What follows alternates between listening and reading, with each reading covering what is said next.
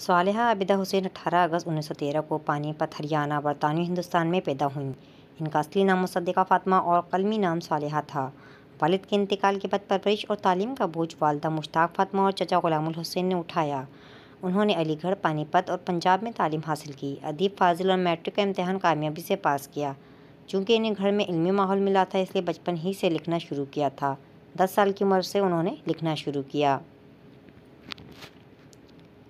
17 April 1933 کو ان کی شاعری ڈاکٹر سید عابد حسین سے ہوئی۔ صالحہ عابد حسین نے 8 ناول لکھے تھے، جن میں عذرا، آتش خاموش، راہ عمل، قطرے سے گوہر ہونے تک، یادوں کے چراغ، اپنی اپنی سلیب، الجھی ڈور، گوری سوئے سیج پر اور 7واں آنگن شامل ہیں۔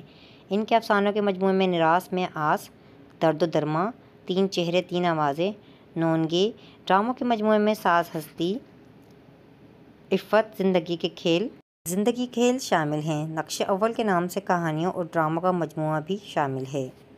صالحہ عابد حسین نے انیس کے مرثیے، جلد اول 1977، جلد سوم 1980 2 جلدوں میں مرتب کیے۔ ان کے علاوہ سلک گوہر مذہبی مضامین کا مجموعہ ہے۔ انہوں نے بچوں کے لیے بھی بہت سی کتابیں لکھی ہیں، جن میں حالی، بڑا مزہ اس ملاپ میں ہے، امتحان، بنیادی حق وغیرہ شامل ہیں۔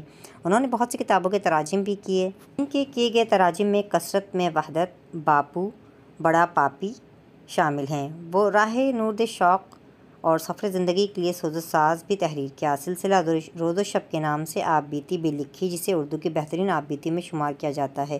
یہ آپ بیتی ان کی وفات سے 4 سال قبل شائع ہوئی۔ صالحہ عابد حسین کی ادبی خدمات کے صلے میں حکومت بھارت نے 1983 میں پدم شری ایوارڈ سے نوازا۔ 1987 میں غالب اکیڈمی دہلی نے انہیں غالب ایوارڈ دیا۔